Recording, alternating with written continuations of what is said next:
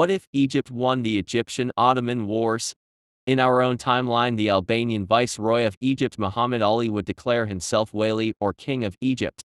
In the ensuing Egyptian-Ottoman War, he would manage to beat back the Ottomans and secure the independence of his realm, and even got Syria on top of that, soon later expanding to Crete. But shortly thereafter, the Second Egyptian-Ottoman War would break out, and this time with support from Europe. The Ottomans would come out on top and regain Syria, Crete, and Hejaz, with Egypt losing some autonomy. Egypt would never regain those territories and would soon later find itself under British occupation, and have Sudan split off from it, only regaining its independence in the 20th century as a diminished Egypt. But what if that didn't happen? What if Egypt won the Egyptian-Ottoman Wars? In this timeline, the Second Egyptian-Ottoman War ends inconclusive, and the European powers would pressure them to sign a peace treaty. None of their borders would change, but they are bound not to invade each other or risk invasion from the great powers.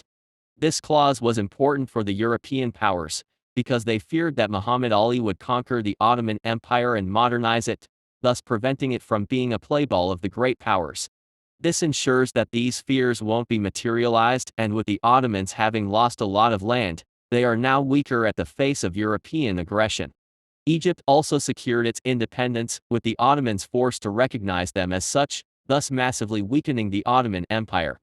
In 1849, Muhammad Ali would die, and his grandson Abbas Hili would succeed him as Wadi of Egypt.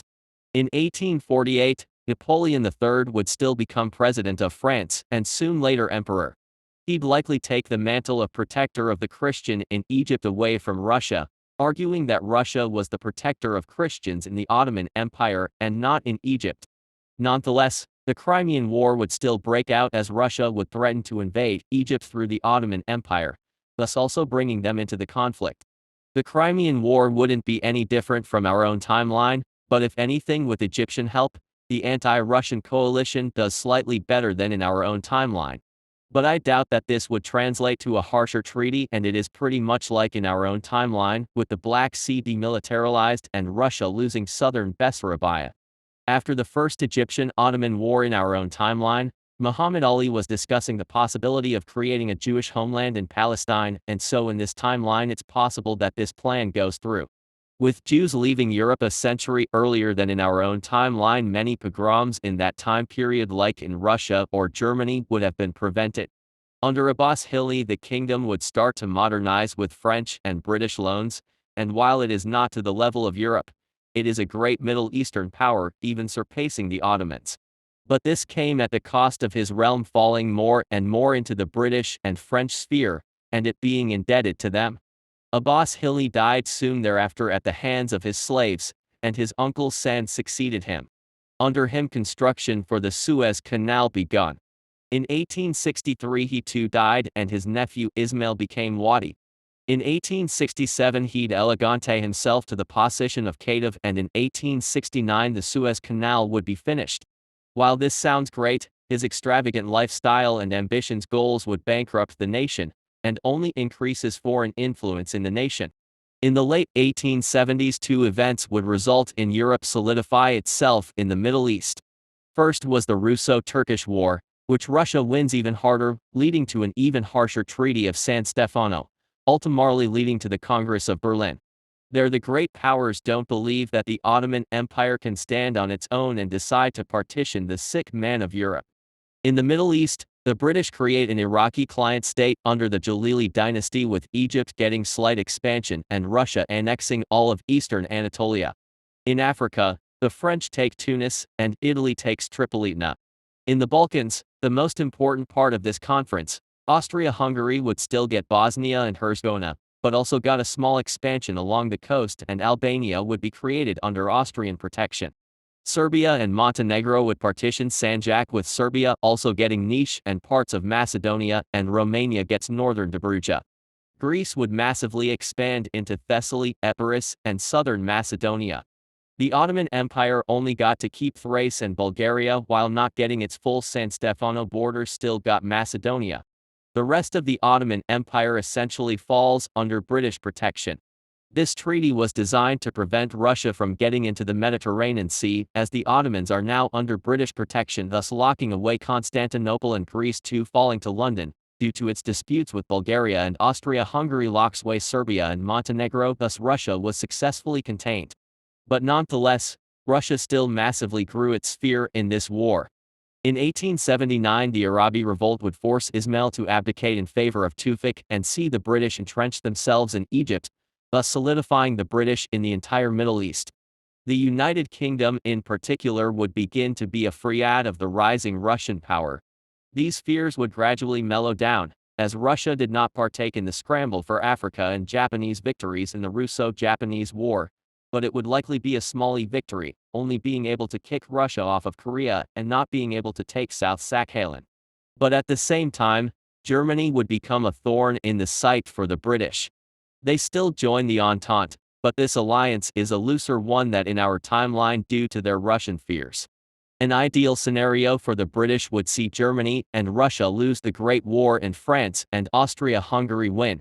Speaking of them, they have better relations with the British than in OTL, making their situation at least a little bit better. In 1892 Khedive Tewfik dies, and Abbas II was crowned Khedive of Egypt. During the scramble for Africa, Egypt would be forced out of Eritrea and Somalia by the colonial powers, but got some territories in modern-day Egypt and Sudan. The 1908 Young Turk Revolution is less likely, and even if it breaks out, the British would make sure that it doesn't amount to anything. In 1914, it is still likely that Franz Ferdinand gets assassinated in Sarajevo and that the First World War breaks out. The initial battle lines would see Germany, Austria-Hungary and Albania on one side and Russia, France, Serbia, Belgium and Montenegro on the other. Initially the British would wait out, as they both fear a German and a Russian victory. But after Russian failure in Tannenberg and Germany closing in on Paris, the British would enter the war on side of the Entente. Germany was able to take Paris, but was soon thereafter forced out of the city. Nonetheless, the front line is further west than in our own timeline. In 1915, Italy still joins the Entente, and under Russian pressure so do Bulgaria and Romania. This large front line would be devastating for Austria-Hungary, and as their front lines collapse, Austria-Hungary would be forced to surrender by late 1915. In early 1916, so would Germany, ending the Great War. In the Treaty of St. Germain and Laye and Triana, Romania annexes Transylvania and southern Bukovina, Serbia annexes northern Albania, Bosnia, Croatia and Slovenia forming Yugoslavia, but lost Macedonia to Bulgaria in exchange. Italy got South Tyrol, Istria, Sniznik, parts of Dalmatia, Vlora and a puppet in Albania. Russia would get Galicia and North Bukovina and a puppet in Czechoslovakia under a Russian prince. Austria and Hungary were split off. In the Treaty of Versailles, France would annex Alsace-Lorraine and the Saarland and establish two puppet states in the Rhineland.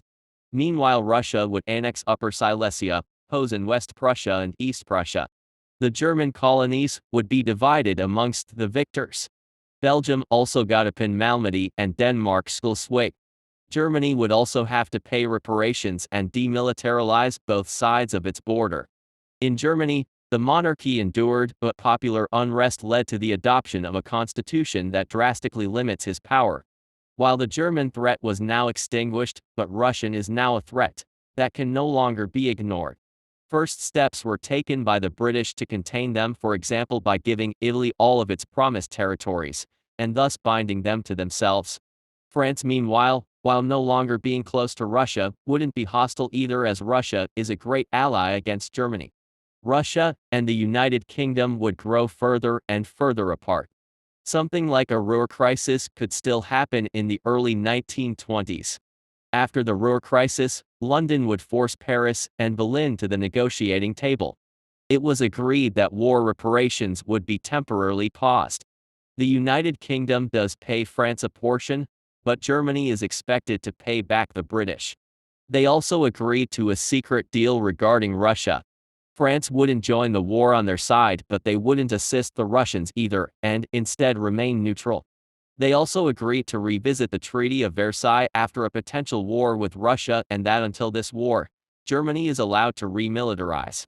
It wouldn't take long for this war to break out, as in late 1925 the incident at Petric between Greece and Bulgaria broke out. Tensions would quickly rise, with the British intentionally adding fuel to the fire, and in early 1926, after British forces were stationed in Greece, Russia declared war. While Russia might be big on the map, and the war having stabilized them, they aren't completely stable either, and the war would test them. Immediately Yugoslavia, Romania and Czechoslovakia would join the war on the side of Russia and Germany, Italy, Japan, Austria, Pahlavi, Iran, Jalili, Iraq, the Ottomans, and Egypt joined the war on the side of the British. Russia, still expecting Germany to be weak, launched an invasion only to be beaten back by the Germans in Leni, and retreating back to Russia. In the south, the Entente saw a breakthrough with Greek and Ottoman forces marching towards Sofia, forcing Bulgaria to surrender. Italy and now also Austria also invaded from the north, and also from the coastal region. With Bulgaria surrendering and the road to Belgrade open, Yugoslavia also surrendered, after which Hungary joined the war. Things weren't looking better in the Far East, as Japan pushed the Russians back to the Amur and out of Sakhalin. By 1927, Romania and Czechoslovakia would be forced to surrender as well, leaving only Russia. The Entente would slowly push back the Russians further and further until 1928, when a revolt in Russia resulting in the creation of a republic, and Russia surrendered. In the Second Treaty of Versailles, Germany got back the Rhineland but under temporary Allied occupation, but France keeps the Sauerland. In the Balkans, Italy annexed Slovenia and created a puppet state in Croatia under Prince Amon as Tomislav II, with Albania getting northern Albania and Kosovo. Hungary would annex Prekmurj and the Banat, and from Romania and Czechoslovakia northern Transylvania, southern Slovakia and Carpathia. Romania lost parts of Dobruja, but got Bessarabia, and Bulgaria would therefore lose Macedonia. Austria would annex southern Sudetenland and the north went to Germany, who also got most of Upper Silesia, Danzig, and East Prussia. Germany did not get Memel, Posen, West Prussia and Katowice, with the latter three going to an independent Poland, and the former to an independent Lithuania. Latvia, Estonia, Finland, Belarus, Crimea, Ukraine, Georgia, Armenia, Azerbaijan and the mountainous Republic of the Northern Caucasus also gained their independence from Russia, with the Ottoman Empire massively expanding to the east, Romania getting Moldova and Iran expanding to the Araz River. In the east, Japan would annex Sakhalin and form a puppet state in Mongolia under the Bogd Khan, which got Buryatia, and one in the Far East under Gregory Semyonov. In Russia itself, a democratic regime came to power, but one that immediately had to face with Central Asian separatists who got support from Japan. In Europe, with the war over, Germany was forced to continue its payments, but they have been reduced, and while still limited, Germany can now muster an army of 500,000.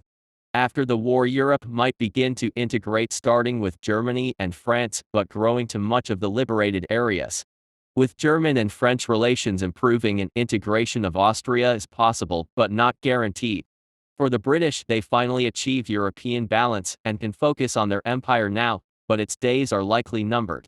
Japan, after beating back the Russians, would focus on China and could be more successful than in our own timeline. If they manage to conquer China, they would be a truly great power. The Ottomans, Iraq, Iran and Egypt would also gain independence. Egypt would be starting in late 1944, be led by Muhammad Abdul Monem until 1979, after which Abbas III would become caliph. Currently, Egypt is a great Middle Eastern power with a population of over 225 million people, or more than Nigeria.